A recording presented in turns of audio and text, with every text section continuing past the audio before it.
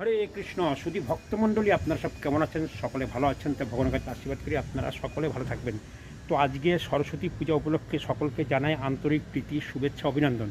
তো আজকে সরস্বতী পূজায় ভগবানকে রাধাকৃষ্ণকে, রাধারানীকে পুরো সরস্বতী সাজিয়ে দেওয়া হয়েছে, হাতে একটা বীণা দেওয়া হয়েছে, সেটা আমি আপনাদের দেখাবো। সরস্বতীর মতো সাজানো হয়েছে আজকে ডোমজুড়ি ইস্কন মন্দিরে। তা আমরা সরস্বতী পূজা কীভাবে করি সেটা আমি আপনাদের দেখাবো। তো চলুন মন্দিরে চলে যাই, মন্দিরে গিয়ে আমি আপনাদের দেখাবো।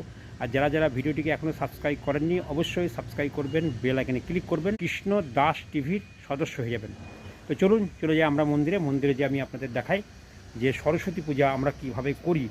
আমরা মন্দিরে, ডোমজুড়ি ইস্কন মন্দিরে, সেখানে সরস্বতীর মতো হলুদ ড্রেস দিয়ে সাজানো হয়েছে, খুব সুন্দরভাবে সাজানো হয়েছে। অবশ্যই যারা যারা ভিডিওটিকে দেখছেন অবশ্যই লাইক করবেন, শেয়ার করবেন, কমেন্ট করবেন। চলুন চলে যায়। হরে কৃষ্ণ। সরস্বতী হয়ে যাচ্ছে।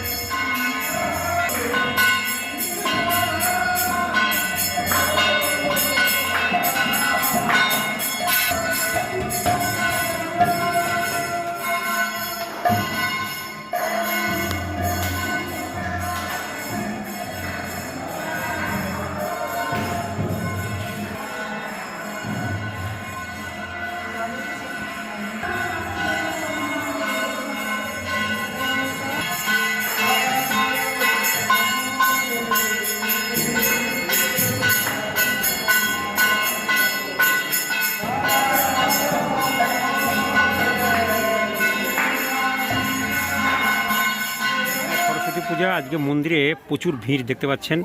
এখন বাজে আপনার 12টার সময় লোক দেখুন কত লোক। এই দেখুন সব তিলক ধারণ করছে এখানে। আর এখানে শ্রীমৎ ভগবদ্গীতা বিক্রি হচ্ছে। 270 টাকা করে বলেছে বেচতে, 270 টাকা বেচছি। আর এখানে আজকে কুপন আছে 50 টাকা করে, দেখছেন 50 টাকা কুপন। এখানে গেঞ্জি আছে, এখানে ওড়না আছে, জুতো আছে। আর এই হচ্ছেন মন্দিরের গেট। আর এটা হচ্ছেন মন্দির পুরো। তো সারাদিন আমি আপনাদেরকে দেখাতে থাকবো। আমি 5টা সাড়ে 5টায় ভিডিও আপলোড করি, সারাদিন ভিডিও বানাই আর 5টা সাড়ে 5টায় ভিডিও আপলোড করি। তো এখন বিকেল 3:30 দেখছেন, এখন এরকম অবস্থা। লোকজন বেশি একটা নেই, কম আছে। তো অবশ্যই ভিডিওটি যদি ভালো লাগে লাইক করবেন, শেয়ার করবেন, কমেন্ট করবেন। হরে কৃষ্ণ।